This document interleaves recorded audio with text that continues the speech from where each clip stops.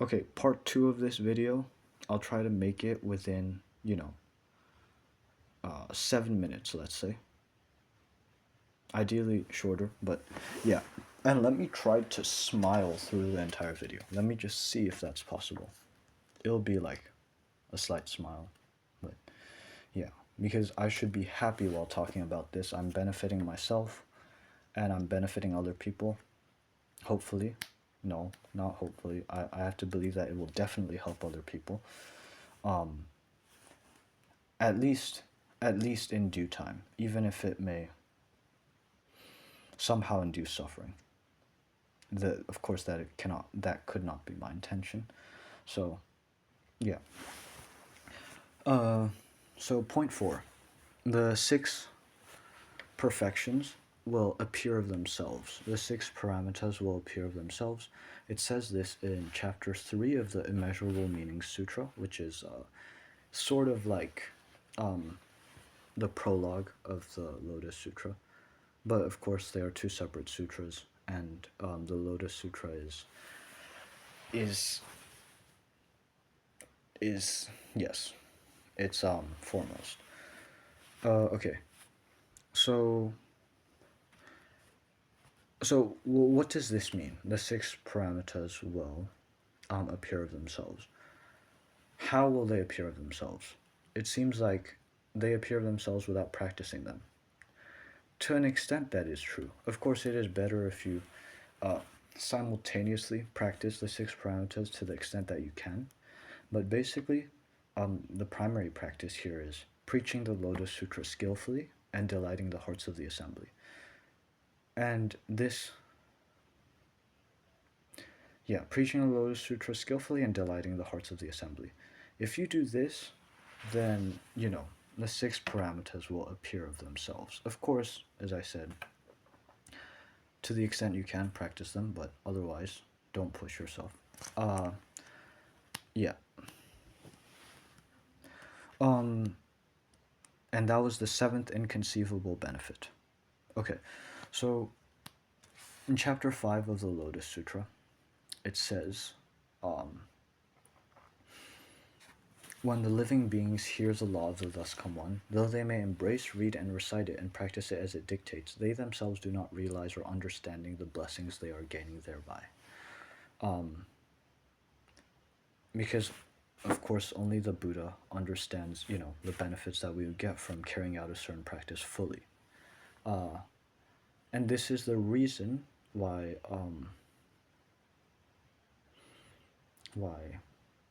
this is the reason why it says in the Immeasurable Meaning Sutra, the, 6 perfections will appear of themselves.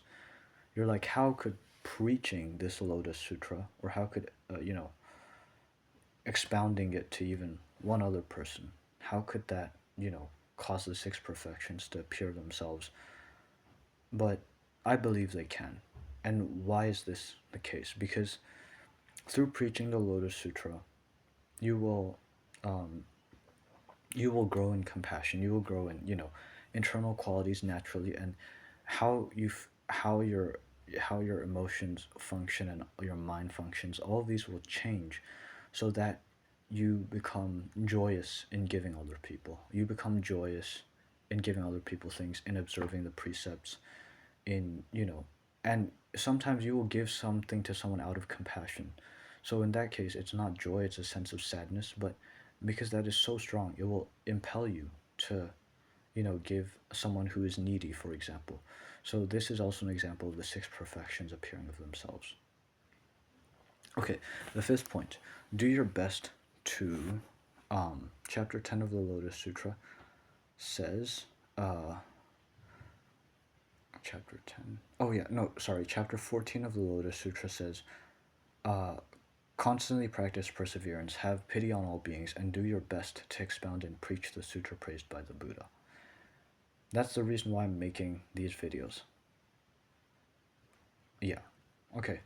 Moving on. Chapter 8.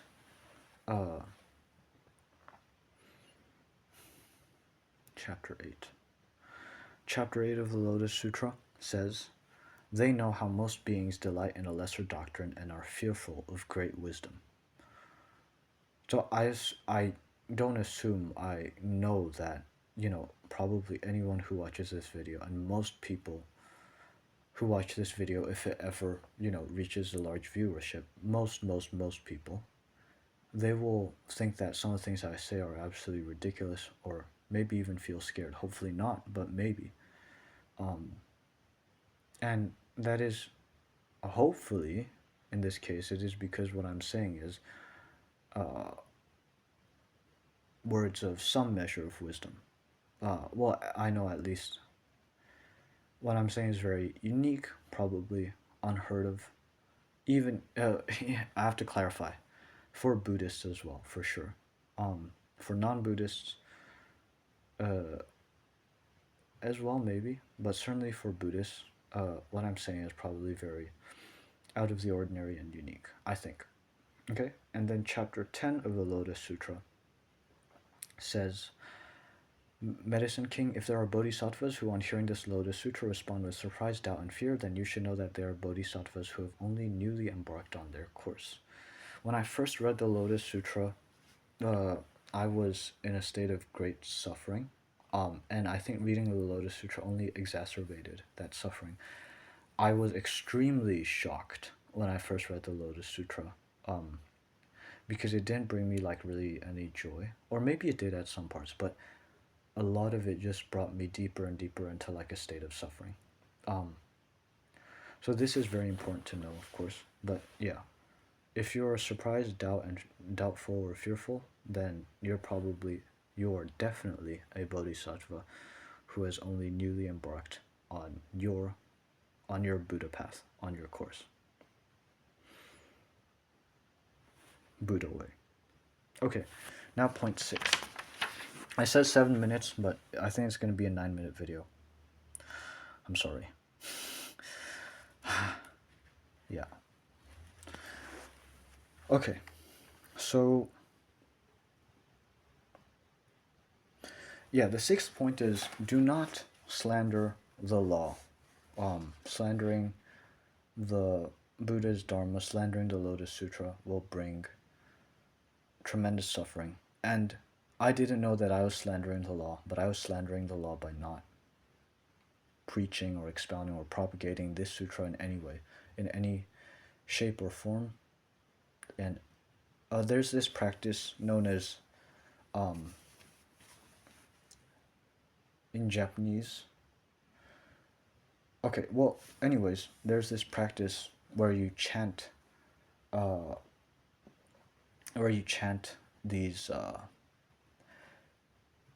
these words, Nam Myoho Renge Kyo. Now this is you can tell this to someone, and if they practice it, for example, that's one form of teaching to someone the Lotus Sutra and how to practice it. So that also counts technically, but yeah, I was not. I read the Lotus Sutra. I did not tell anyone about it. I mean, I did not tell anyone, its meanings or its principles, and so I was slandering the law for like a good 3 years. And I was suffering a lot at that time, but I had no idea I was slandering the law. But basically, you don't want to do it because you will suffer as a result. And there are actually many aspects to slandering the law. A lot of it are, I think some of them are certainly implicit, and some of them you might not even be able to not slander the law. But in some cases, in some ways, but that's just something that has to be accepted. Okay, it's 9 minutes now. I'll definitely finish within 11 minutes. If I have to cut it off, I'll cut it off. Okay. So what does slandering the law mean? Failing. Okay, first of all, if you fail to forgive yourself, yeah, failing to abide in solitude at times, rejecting any school, and rejecting any sutra or teaching is also slandering the law. Not trying to make others equal to you if you are superior if you are superior to them in some way and they desire to be like you in that regard. Failing to benefit others with what you learned. Now, this is important. For example, I'm trying to tell other people about what I learned, but um, not all of you will be maybe able to, teach the Lotus Sutra or what you think it means to other people. So in that case, you can copy, read, and recite it. You can self-practice, because it's how do you say this? You should practice in accordance to your level, and some people will be able to immediately tell others the what the Lotus Sutra means or what it has taught them, but not all of you probably will be able to. And this, but eventually, all of you should, eventually preaching is like the only way, because basically the Lotus Sutra is a storehouse of jewels, and it's like wealth. Wealth, if you give it away, wealth brings happiness to you, and it brings happiness to people who are needy. The same thing is with the Lotus Sutra. If you keep it to yourself like wealth, it becomes poisonous, eventually.